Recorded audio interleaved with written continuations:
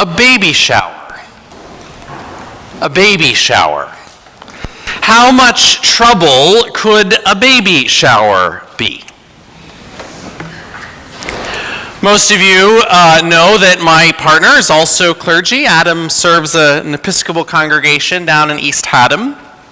And in that congregation right now, as we speak, they are eagerly awaiting the birth of a new baby to one of their active church members. Now, in this era of aging church populations and in the life of a somewhat smaller congregation as that one is, having a young, expectant mother who is already an active part of the congregation is just not something that happens terribly often.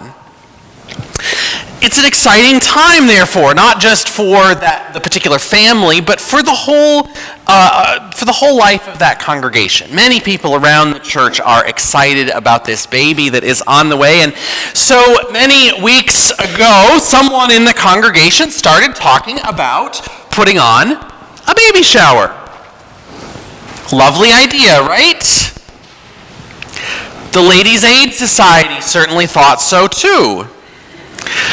But then one of that group's officers, who, to be honest, has had a long history of a chronically recurring case of the fear of spending money,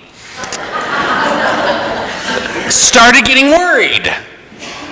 Well, if the Ladies' Aid Society pays for this baby shower, they'll have to pay for all of the baby showers of all the babies that are coming along. Now, an objective observer would look at this congregation and ask, just where exactly is this flood of babies coming from? Nevertheless, this question came, and there was a bit of back and forth, and after all, we know how church people can be, right? It's a pretty ecumenical phenomenon. And knowing how church people can be, perhaps it will not come as a complete surprise to you that, of course, the person who brought up the idea of the baby shower in the first place was a bit taken aback by the hemming and hawing and decided, you know what, just drop the whole matter anyway. She's going to throw a baby shower of her own at her home, not the church. Now, subsequently, the officers, the leaders of the Ladies' Aid Society, they started feeling a little bit guilty about this, about not doing something for this mother, and so they decided to go ahead and do a baby shower after all, there at the church.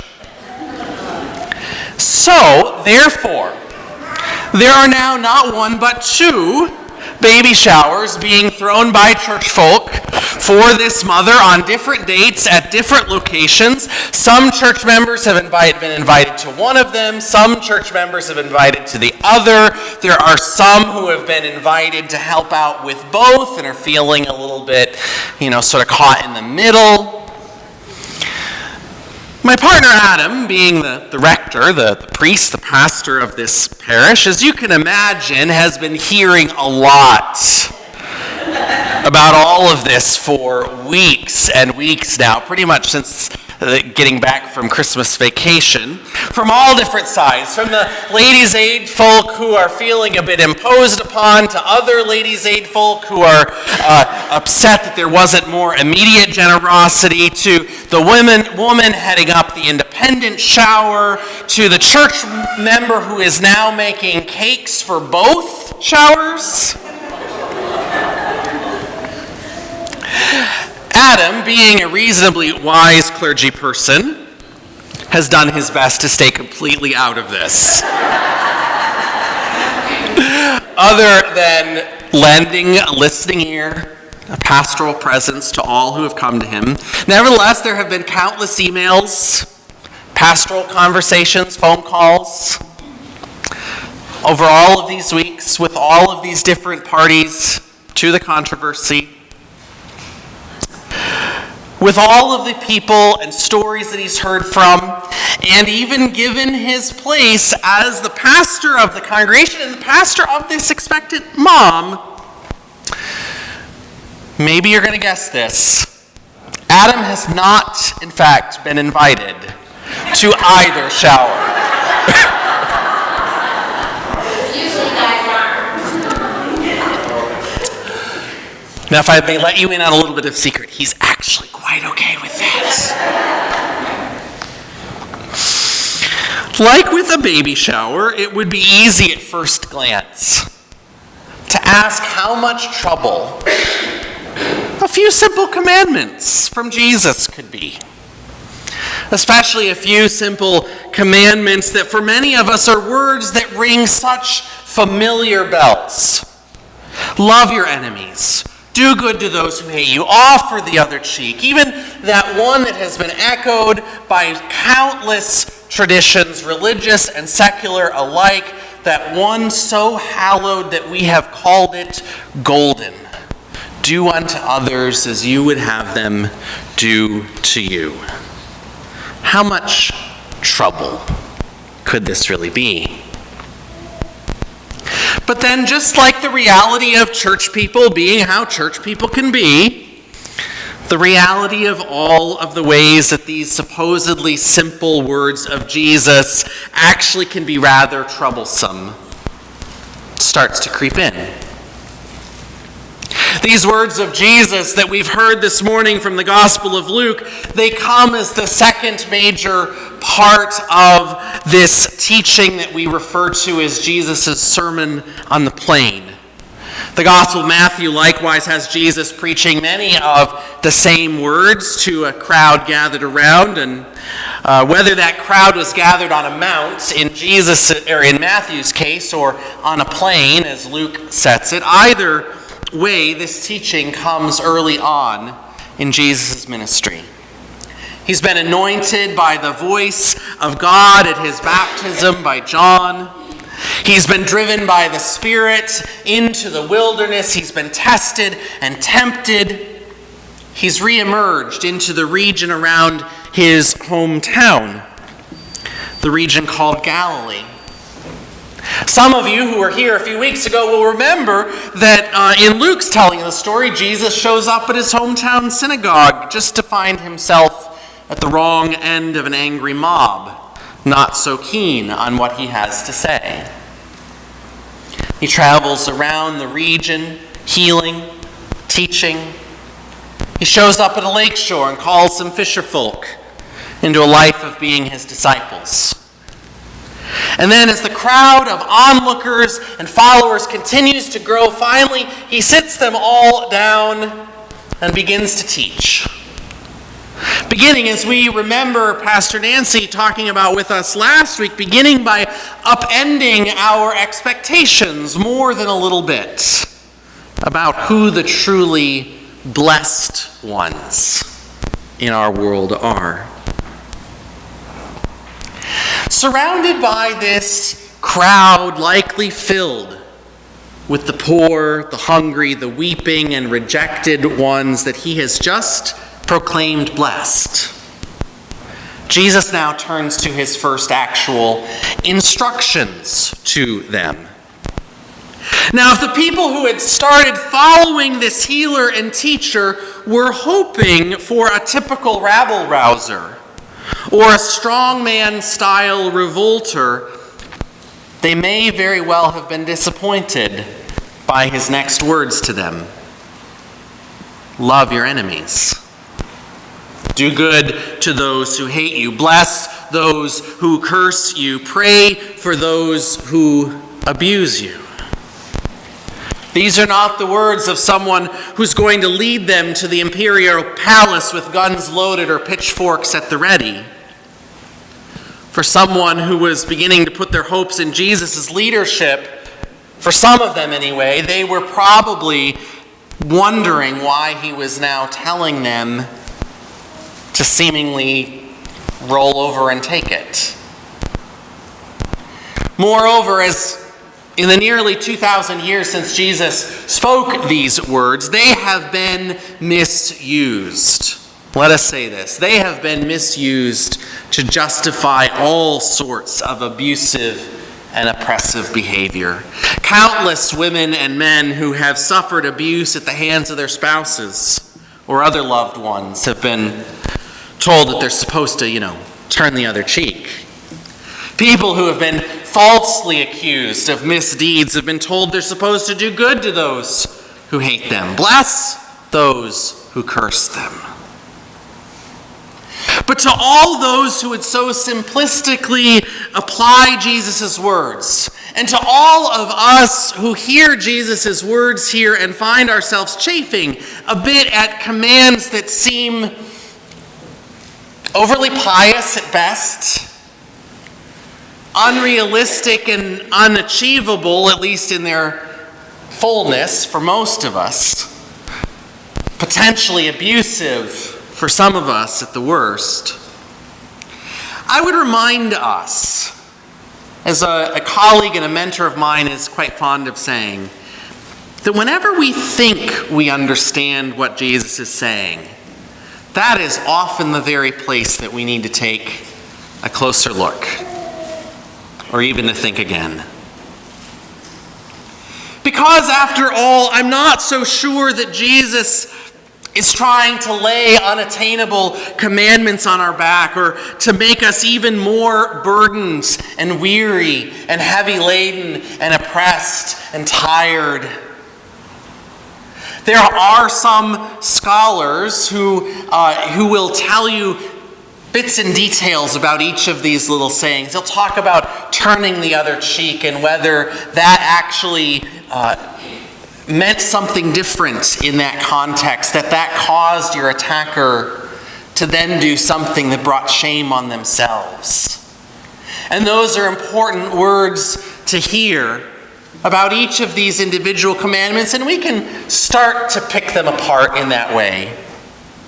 But I actually want to go beyond that, because what Jesus is up to, I think, with this whole complex, this whole passage, is something rather different even than that. What we have here is not commandment so much as it is invitation. Not rules to follow that we have to look out for our punishment if we don't, but an alternative way of being in the world. Not burdens that are going to crush us, but pathways along which we find grace, along which we discover the life and love and grace of God, God's self.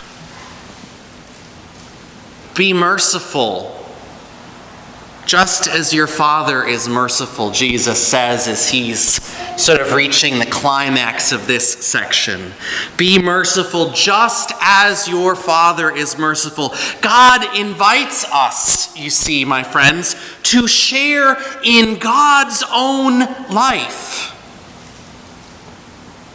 God invites us to be like God. As the Eastern Orthodox tradition of the church is fond of saying, Jesus became like one of us so that we might become like one with God. In Jesus' teaching, this invitation comes to us in yet another form. This invitation to be as God is, to do as God does, to accept the invitation, to discover the life that God, God's self, leads. Be merciful just as your Father is merciful.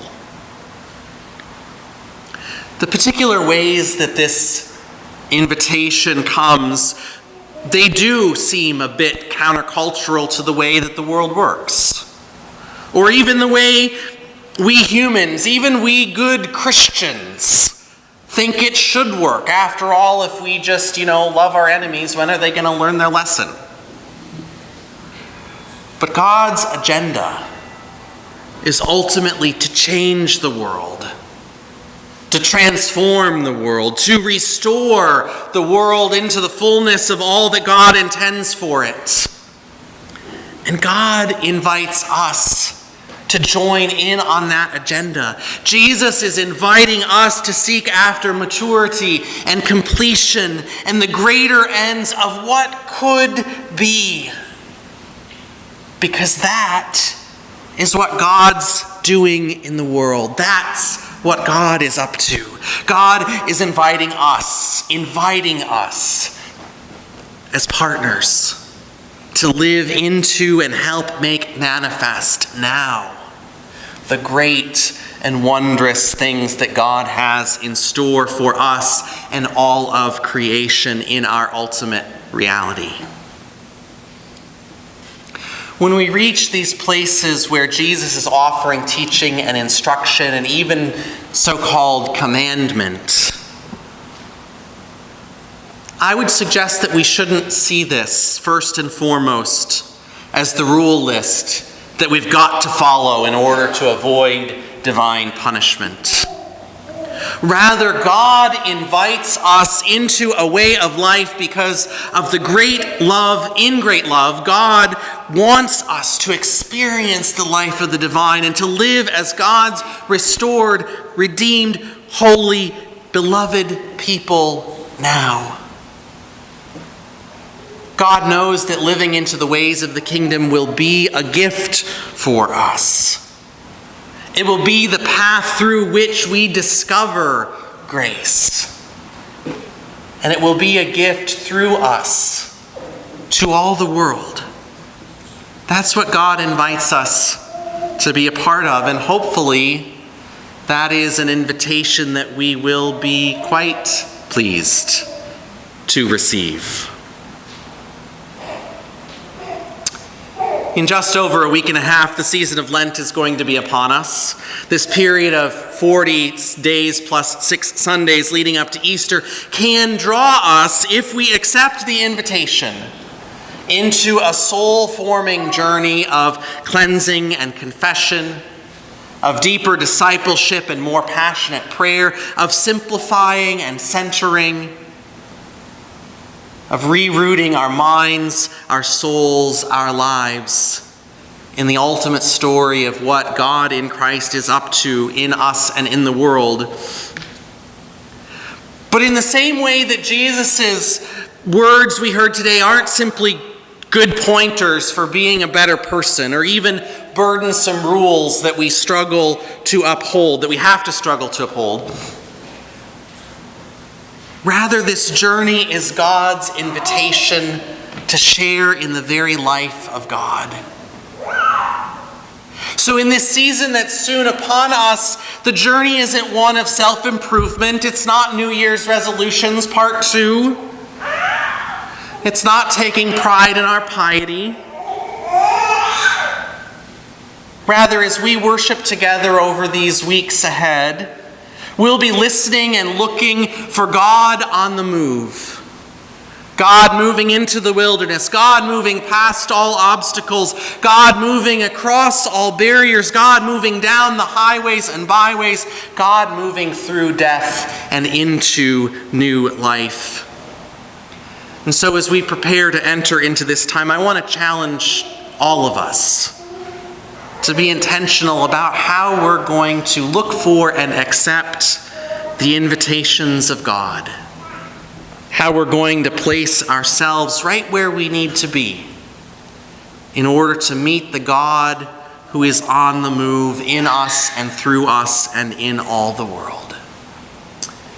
My friends, will you accept God's invitation to join in nothing less than God's own life? I hope so.